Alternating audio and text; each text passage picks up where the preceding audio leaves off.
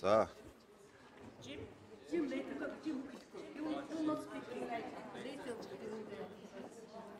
За та бүхэнд энэ өдрийн мэндийг хүргэе.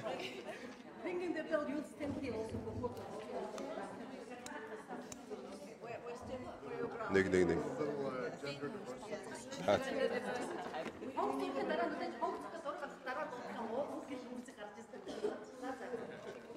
За, үйл ажиллагааг эхлэе. Өнөөдрийн үйл ажиллагааг эхлүүлж нээлтийн үг хэлнэ үү хэмээн Монголын хөрөнгийн биржийн захиргаа санхүүгийн газрын захирал Дүүлийн Эрдэнэ таныг хүргье. За сайн бацгаана уу, та бүхэнд энэ өдрийн мэндийг хүргэе. Юуны өмнө Монголын хөрөнгийн биржийн 5675 дахь арилжааг нээх хүндэтгэлийн цаан зохиох ёслолын үйл ажиллагаанд хүрэлцэн ирсэн та бүхэнд баярлалаа. Өнөөдөр бид олон улсын эмэгтэйчүүдийн баярыг тохиолдуулан гендерийн тэгш эрхийн төлөө урайнд ор нэгдэж дэлхийн нийт 59 хөрөнгийн биржүүдийн хөрөнгийн биржүүдэд нэгэн зэрэг зохион байгуулагддаг ийм хүндэтгэлийн цаан зохиох ёслолын үйл ажиллагааг энэ жил 2 дахь жилдээ уламжлалт болгон зохион байгуулж байна.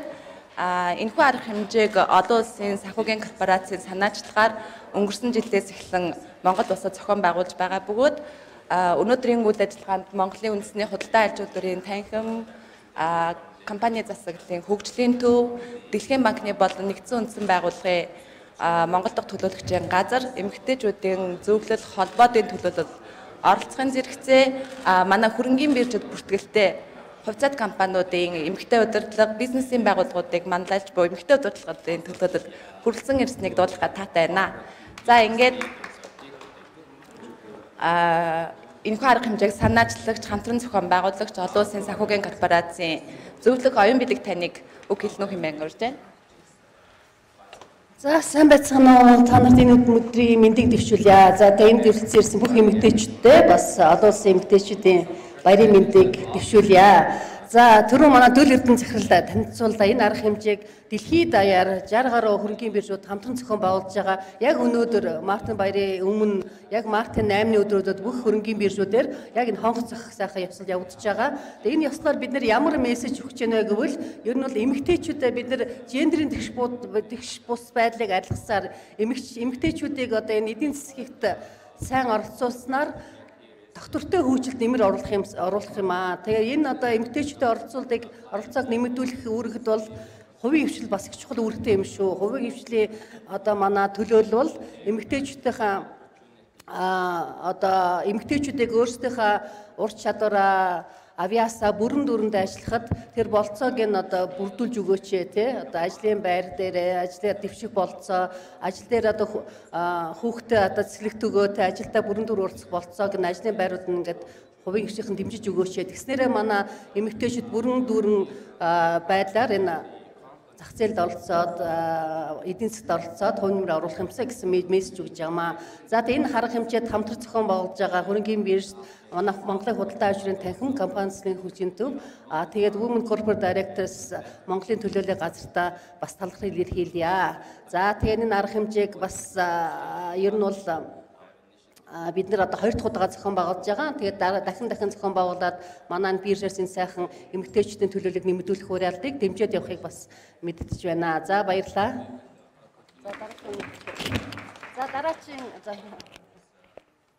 За одоо Нобелийн суурин төлөөлөгч Бята танк маань үгэлнэ. So good morning everyone and very happy International Women's Day. On behalf of the United Nations in Mongolia, I'm delighted to be part of this event and would like to thank the Mongolian Stock Exchange for hosting us. As previous speaker have said, Mongolia is part of a global movement that is ringing the bell for gender equality today to raise awareness on the importance of it advancing gender equality and women's empowerment around the globe. Тонимент өнөөдрийн хүрэлцэн ирсэн эрхэм зочид та бүхэнд талархал илэрхийлье. Нэгдсэн үндэсний байгууллага төлөөлж өнөөдрийн хувьд okay, at 10 o'clock we have to ring the bell, so maybe translation later. За арилжааны цам зөвхөн нөгөө оюун чимглэр гарч байна. За.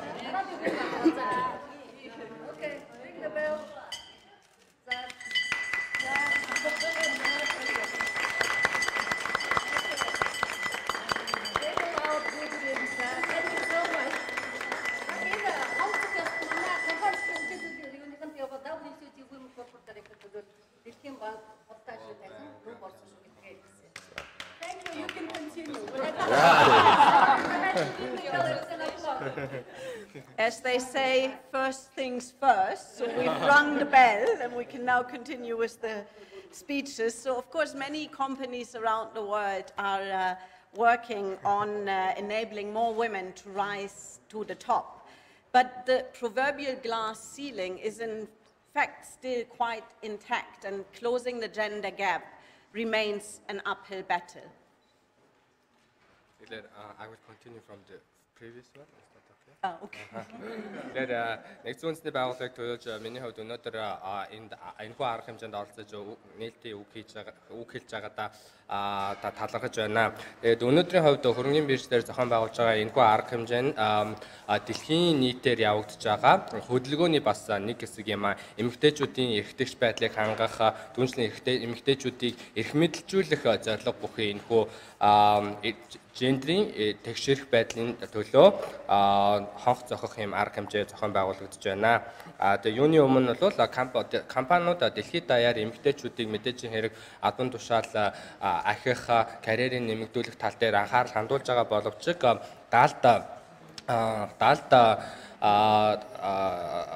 даалд гласс силинг буюу энэ сонхон ийм тааз бол одоог батлууд бол байсаар байгаа. Тийм учраас бол бидний хувьд эмэгтэйчүүдийн эрхтэгч байдлыг хангах, эмэгтэйчүүдийн эрхийн асуудал дээр эрхтэйчүүдтэй индекс болоход бол нэлээдгүй их ажил хийх хэрэгтэй хэвээр байгаа. So gender equality is of course a fundamental human right. And empowering women propels growth and prosperity. And for development to be sustainable, it obviously needs to be inclusive. But gender equality actually also is, and we don't necessarily think about it that way, is an investment issue. We know that it's good for business. We know that companies with greater levels of gender equality show more or better levels of productivity and higher returns on investment. So it's basically also good for business. It makes business sense to advance gender equality. Эмэгтэйчүүдийн тэгш эрх гэдэг маань өөрөө хүний фундаментал эрх байгаа. Доктортой хөгжлийг цогцлооход эмэгтэйчүүдийн тэгш эрх байдлыг хангах, эмэгтэйчүүдийг эрх мэдэлжүүлэх асуудал нь бол чухал. Гэсэн хэдий бидний хувьд энэхүү зорилгыг хангахын тулд илүү эмэгтэйчүүдтэй нээлттэй орчин бий болгох хэрэгтэй маа. Түүнчлэн эмэгтэйчүүдийн эрх гэхээр бол бас хөрөнгө оруулалтын асуудал болж байгаа.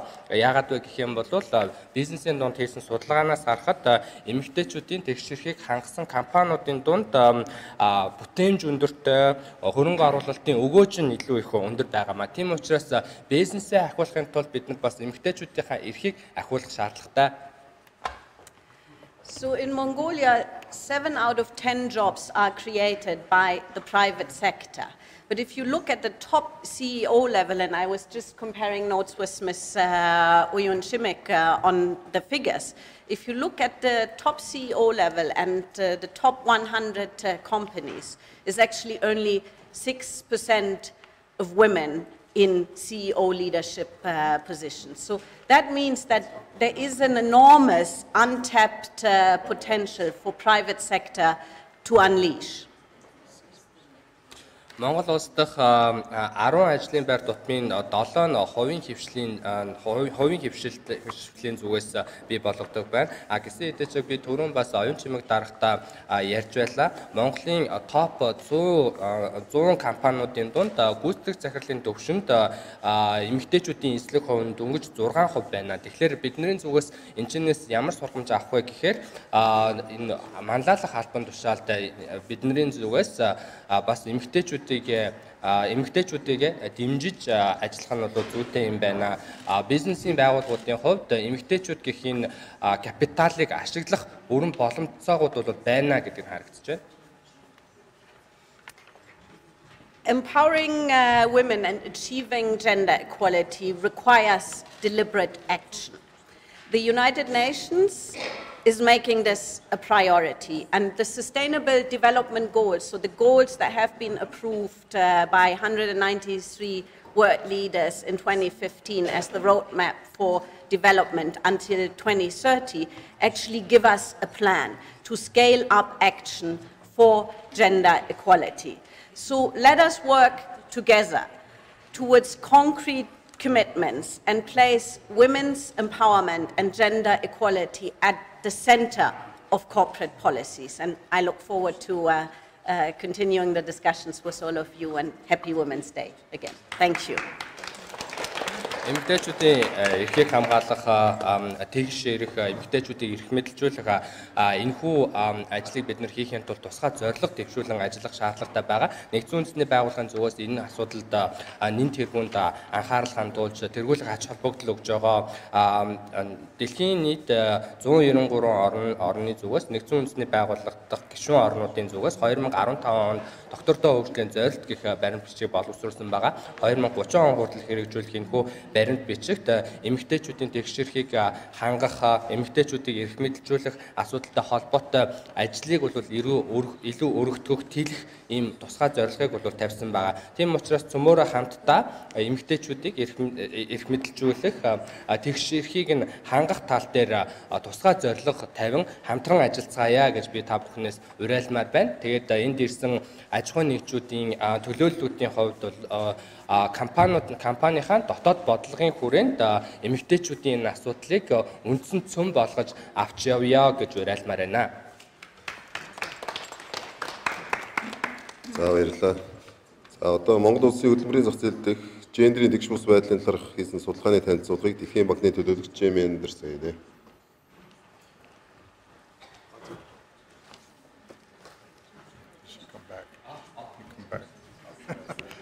A very good morning to all of you. I'm very happy to be able to be here on behalf of the World Bank Group to say some words at this important event. As you know, the World Bank Group includes both the World Bank and the IFC, and IFC is an important sponsor of this event around the world. Өглөөний минь эрхэм зочдоо миний хувьд Дэлхийн банкны группийг төлөөлж энэхүү өнөөдрийн арга хэмжээнд оролцож байгаадаа баяртай байна. Та бүхэн мэдж байгаа бах Дэлхийн банк групп гэхээр бол Дэлхийн банк болон олон улсын санхүүгийн корпорац аль аль нь хамаарж харьяалагдаж явдаг байгаа. Тэгээд олон улсын санхүүгийн корпорацийн хувьд бол энэхүү арга хэмжээний гол спонсор байгууллага байгаа. The World Bank Group sees gender equality as an important goal in its own right, but also a goal which brings important economic benefits. And that's for both the economy as a whole and, as we're learning from research, for firms.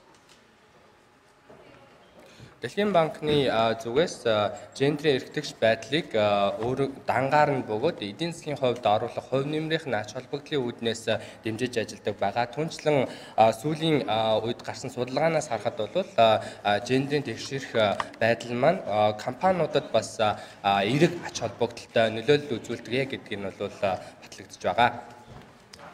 At the World Bank Group, of course, we love research and empirical evidence. So I spent the last couple days reviewing some of what we know about gender gaps in Mongolia.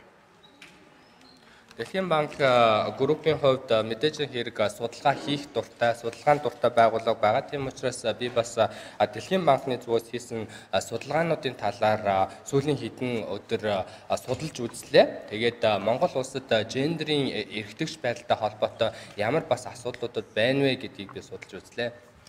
The World Bank Group has one cross-national research enterprise called Women, Business, and the Law, which looks specifically at how genders are treated differently or similarly in the law, in the legal framework. And in general, Mongolia rates pretty well in terms of prohibitions against discrimination and things like that. There are some differences in terms of employment restrictions and, of course, a different retirement age for men and women.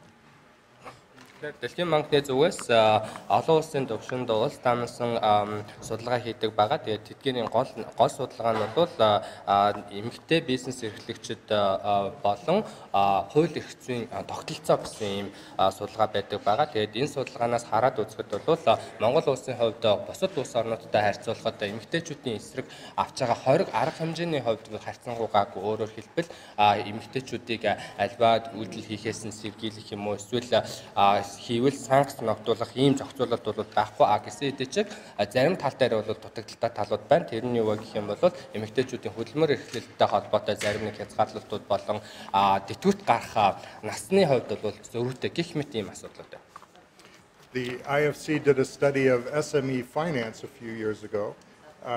One of the findings of which was that women-owned firms had more difficulty accessing finance, and this was despite the fact that actually empirically they were better credit risks, more likely to repay on time.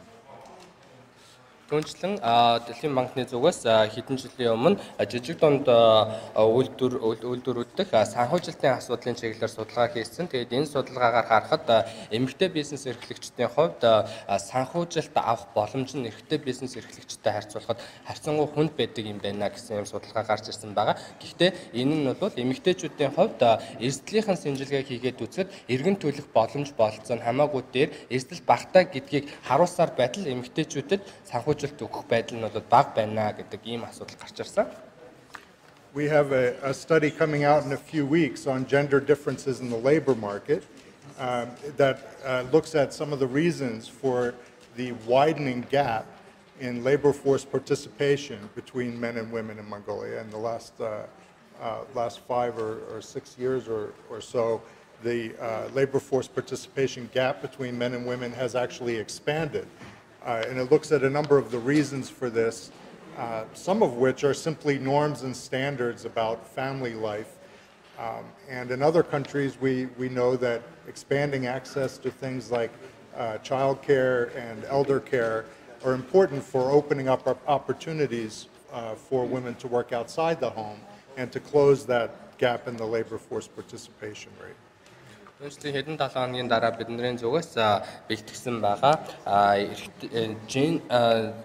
хөдөлмөрийн зах зээл дээрх эрэгтэйчүүд болон эмэгтэйчүүдийн оролцооны талаарх юм судалгаагаа гаргах байгаа. Тэгээд энэ судалгааны хүрээнд бид нэр өнгөрсөн 5-аас 6 жилийн хугацаанд гендерийн хувьд эрэгтэйчүүд болон эмэгтэйчүүдийн хөдөлмөрийн зах зээлд оролцох хувь хэмжээ бол ерөнхийдөө бол нэлээд их өөрчлөгдсөн. Эмэгтэйчүүдийн оролцоо бол багассан байна гэдэг энэ дүнг бол гаргасан байгаамаа. Тэгээд энэ дээр бол олон хүчин зүйл нөлөөлж байгаа. Тэгээд тэдгээрийн зарим нь бол мэдээж хэрэг нийгмийн өөр хэм хэмжээ байгаа. Өөрөөр хэлбэл эмэгтэйчүүд бол гэртээ харж одоо хүүхдээ асрах ёстой гэдэг ч юм уу. Тийм учраас зарим улсуудын туршлагаас харахад бол бид нар хүүхд харах үйлчилгээ эсвэл хөгжүүлэг харах үйлчилгээг төрийн зүгээс өргөжүүлснээр эмэгтэйчүүдийн хөдөлмөрийн зах зээлд орох хувь хэмжээг бол нэмэгдүүлсэн ийм амжилтууд бол бас байгаа.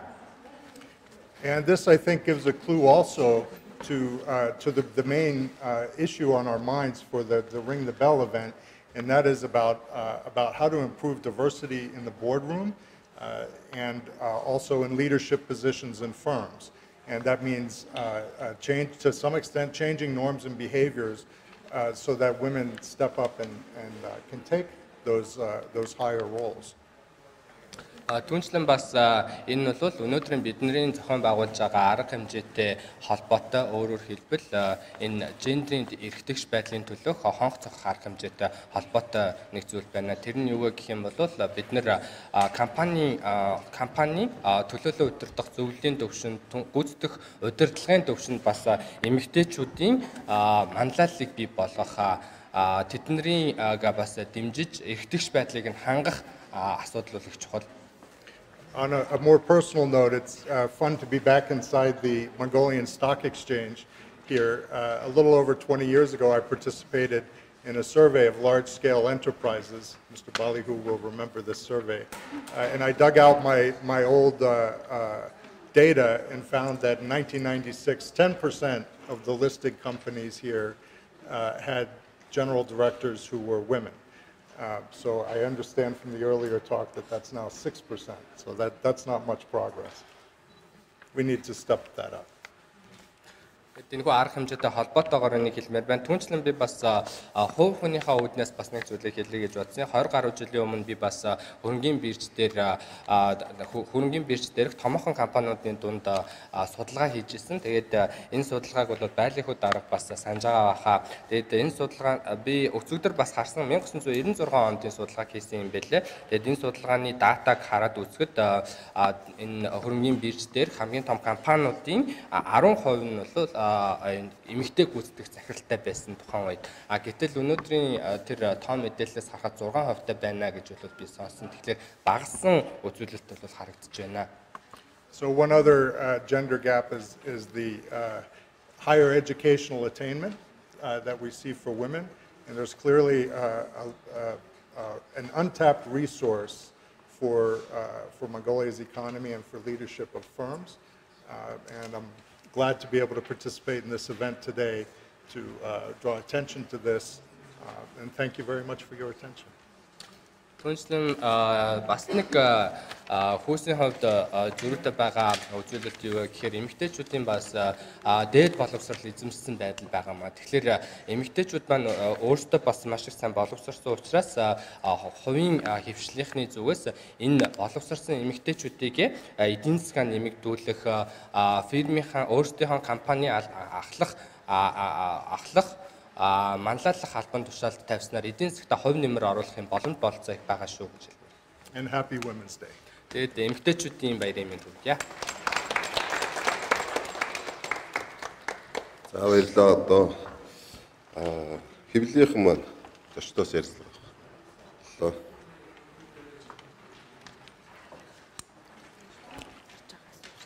Одоо сургалтын танхимд байгаа.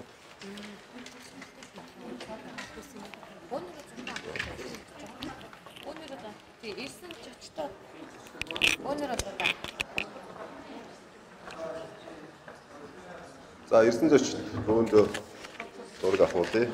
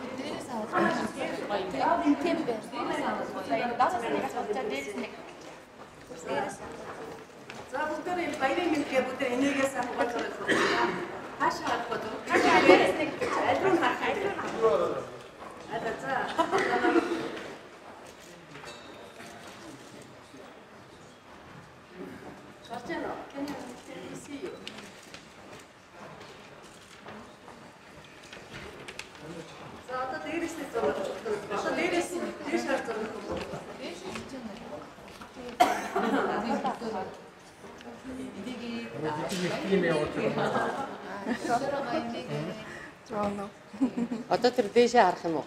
Дээшээ харна. Ямар ч зүйл дуудаад инээгэрэг гэж хэлээд байна.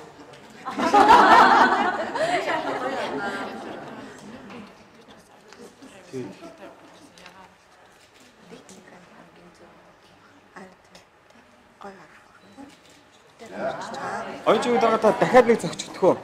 Дахиад нэг зөгчдөх үү? Зүр төрсөн даа ороо. Ring the bell again.